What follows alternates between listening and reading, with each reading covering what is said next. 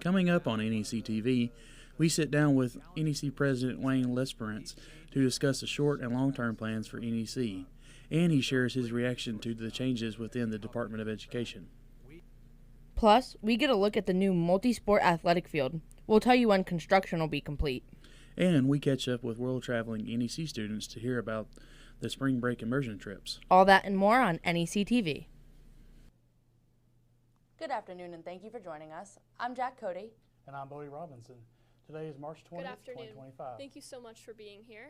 Our top story today, the president of New England College, Dr. Wayne Lesperance, joins us for his first sit-down interview at NEC-TV. Reporter Lauren Hall is here to speak with the president about recent developments from the Department of Education and President Donald Trump and how they impact NEC. Lauren? Good afternoon. Thank you so much for being here. I'd like to start by talking about something that's been in the news quite a bit recently. Under the Trump administration, there's been a lot of effort to make changes to education, including higher education. How does this impact the NEC community? Well, I think there's some very real impacts that we're all facing right now. As you know from the news, the Trump administration has threatened funding to institutions of higher education, federal dollars that we all depend on, if we don't comply with executive orders around things like diversity, equity, and inclusion, transgender issues, things like that. So higher ed as an industry is having to adjust how we operate to take into account those executive orders. Here at NEC, we really haven't seen a huge impact as a result of that. Some of the things that Mr. Trump is worried about are things like preferential financial aid or preferential admissions for students that represent diverse backgrounds. And we don't really have those in place. Those are not part of our awarding package or our processes. So we don't have exposure in that regard. But I think where it really matters, and that is celebrating the diversity on our college campus, recognizing that diverse voices and experiences bring something very enriching to the classroom. We continue to support that very much in the work we do, and that's core values to NEC. So going forward, we will comply with the laws as they come to us, but we certainly want to emphasize that we meet every individual student where they are, and we are committed to their success. Awesome. One of the things we're hearing a lot about is cuts to science and research funding. What are you and the NEC administration keeping an eye on as this has been happening? Sure. So as you may know, New England College is part of something called INBRE, which is this really amazing federal research program that allows undergraduate students to work with faculty here and in Dartmouth and in other places around the state. It is one of the things we are most proud of because undergraduate students are engaged in very real research in the laboratory with their faculty.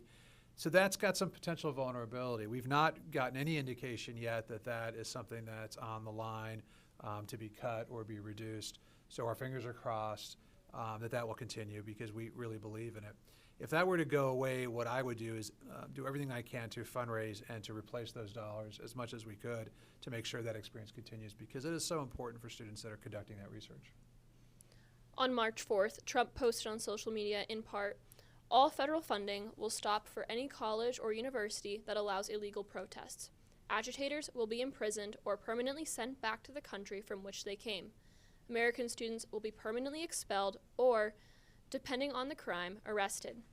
At this point, do you believe NEC is at risk for losing federal funding? I do not. We have not had illegal protests. I'm not sure what an illegal protest is. There's a lack of clarity there. We have not had issues where students have, while we've protected their free speech, have done anything that we would say is illegal or inconsistent with our student code of conduct. If students engaged in behavior that was criminal, then there would be repercussions, but that could be any kind of activity. I am a political scientist by training. Free expression is incredibly important to our system of government, and frankly, as a college president, it's very important for our processes here at the college. Students should be encouraged to speak out, to share their thoughts and ideas. They should do it respectfully, and I think as long as we're doing that, we don't have a problem. Obviously, there's been a lot of information coming at us fast and at students fast.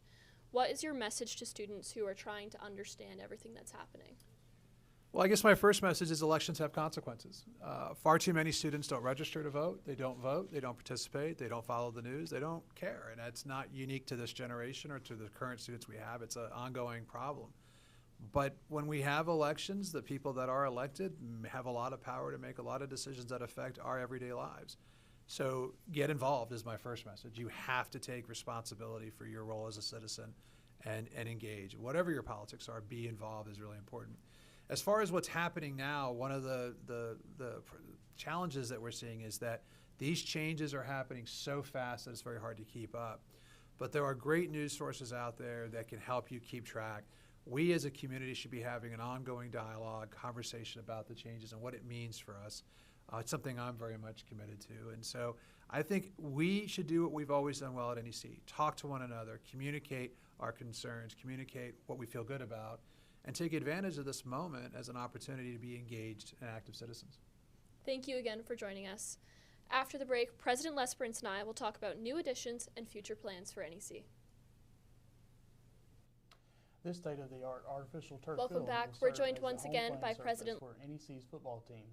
New England College Athletics has unveiled a proposal for a new multi-use field slated for competition by fall 2026, which made its return in 2024 after a 51-year hiatus for a pre-varsity season, and will officially compete in its first varsity season as one of the member conference in New England. An additional to football field will provide practice facility for NEC's rugby, soccer, lacrosse field, hockey, baseball, and softball teams. Constructions will begin at the end of this semester. Several NEC student athletes are being recognized by the Great Northeast Atlantic Conference for their outstanding play so far in their season. Daniel Varga was awarded Player of the Week for men's lacrosse. Jakin Pollerin was named Rookie of the Week for baseball. And in women's lacrosse, Mackenzie McDonald was awarded for Player of the Week. The next rounds of GNAC awards will be updated sometime early next week.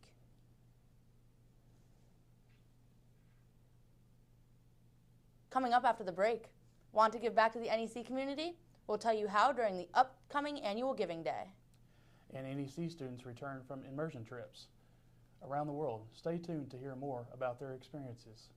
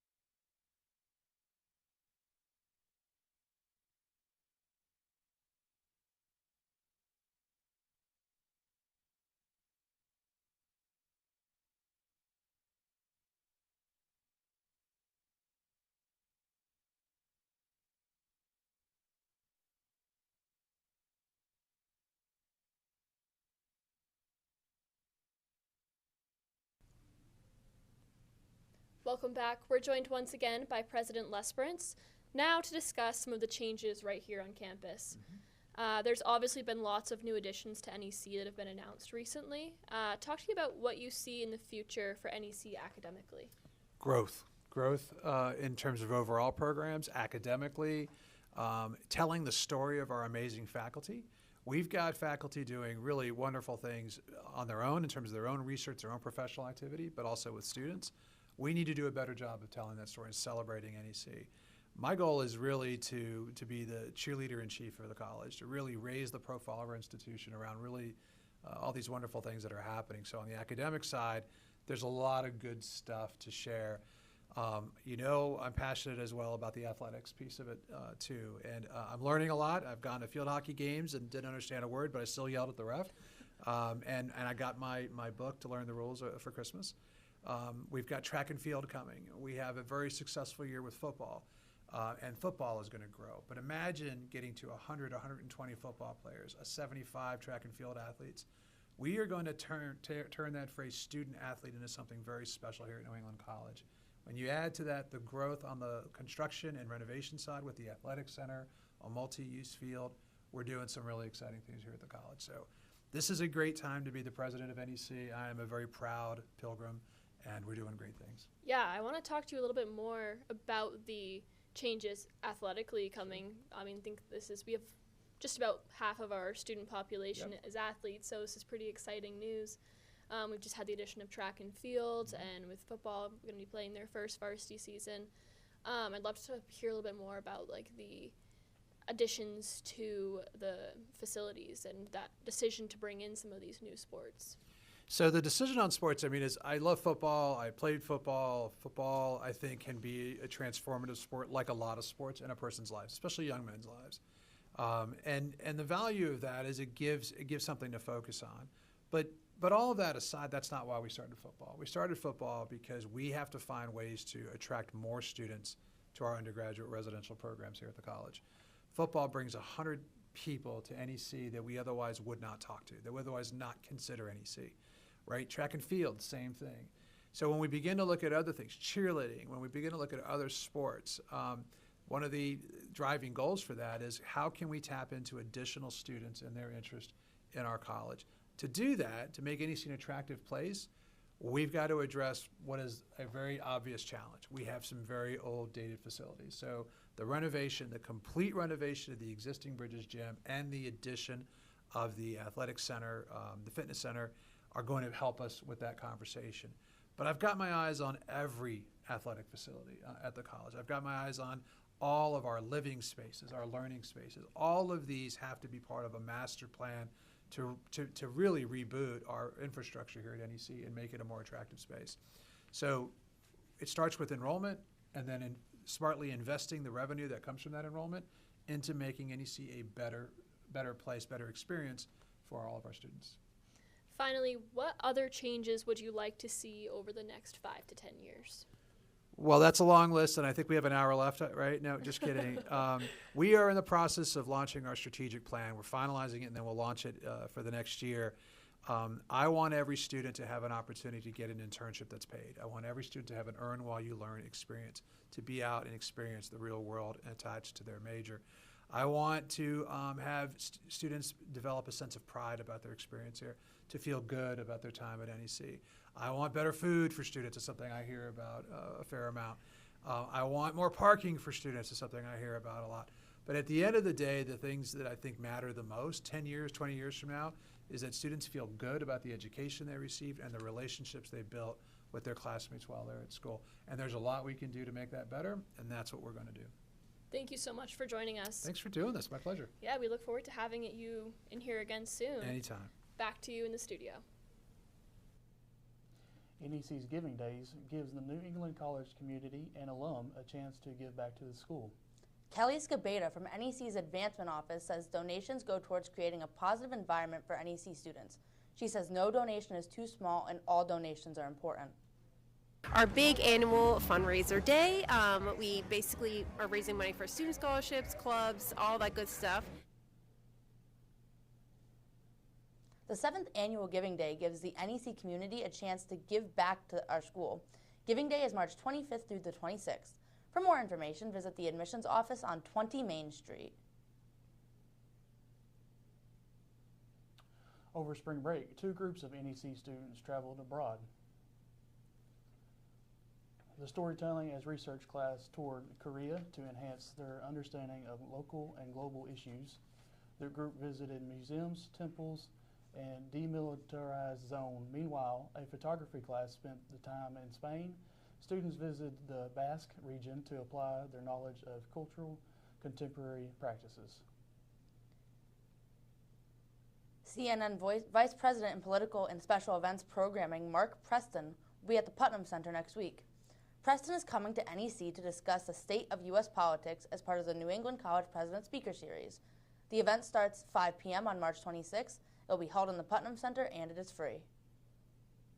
We have seen a soaring increase in the price of eggs nationally, and the rise in prices has had us wondering whether there are impacts here on campus. According to the USDA, wholesale egg prices are down $4 a dozen. That's down from $8 a dozen in February. The director of dining on campus tells us the increase has had an impact on the yearly budget, but due to the volume of egg purchased through vendors, it's not as drastic as you see in the grocery stores. The Gilmore Dining Hall has adapted to using some egg substitutions when needed to ensure recipes won't change. Coming up after the break, NEC's 3v3 intramural basketball tournament has kicked off. We'll tell you where to watch the games. And housing selections for next year are open. A message from the Assistant Director of Housing about what you need to know.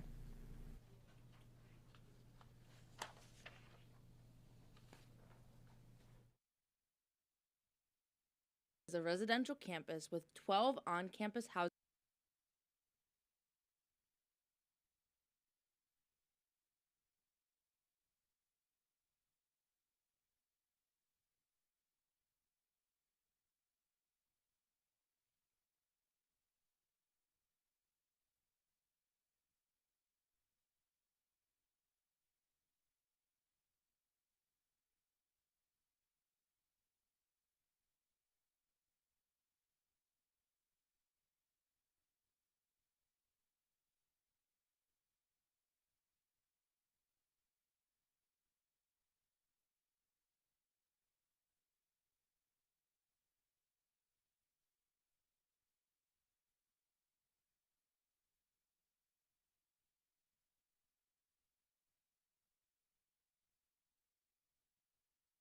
selections for the 2025 and 2026 academic year are finally open.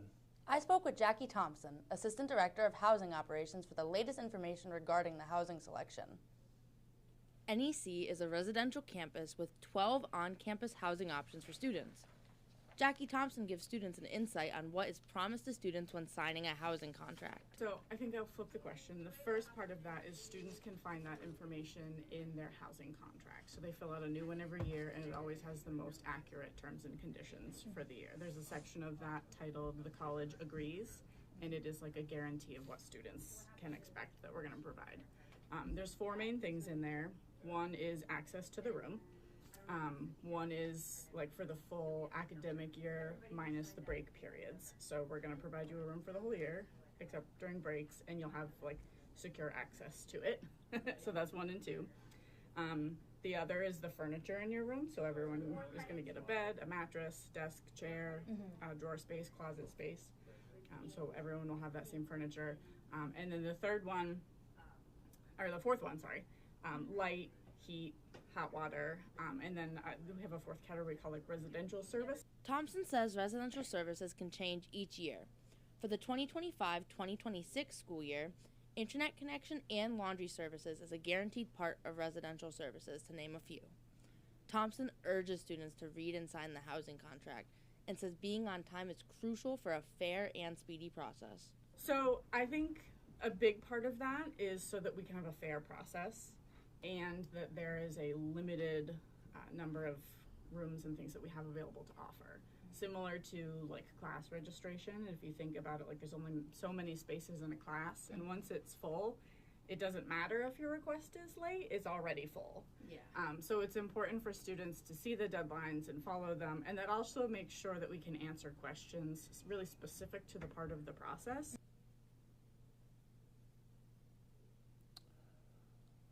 For more information on housing, email reslife@nec.edu or talk to ResLife directly. A way to do this is being contacted with your resident advisor or area coordinator. Housing selections will be sent to your NEC email on April 18th. Tonight in the Simon Great Room, join the Wellness Center for their Level Up Your Health with Video Games event. Games such as Beat Saber, Clone Hero, Wii Sports, and more will be available to play from 7 p.m. to 10 p.m. This event lets students move forward and learn how video games can affect your health.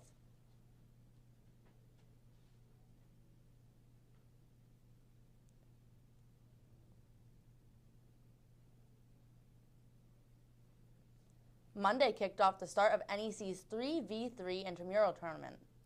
Teams have been built and the brackets have been set. You can go watch them Monday nights at 8 p.m. Games play to 21 and winners will be seeded like a playoff format. The last day of intramurals is April 9th. This Saturday, head down to the Torrington Arms Pub to join the senior class council for a karaoke night, starting at 7 p.m. The pub is offering dollar drafts and Trulies for $2.50. The theme of the night will be throwback songs. As a reminder, the Grimm's Got Talent Show is tomorrow at 7 p.m. The last day to sign up to participate is today. There will be 2 rounds of competition and a $50 reward for the winner. The show will be held in the Putnam Theater, and there is no cost for admission.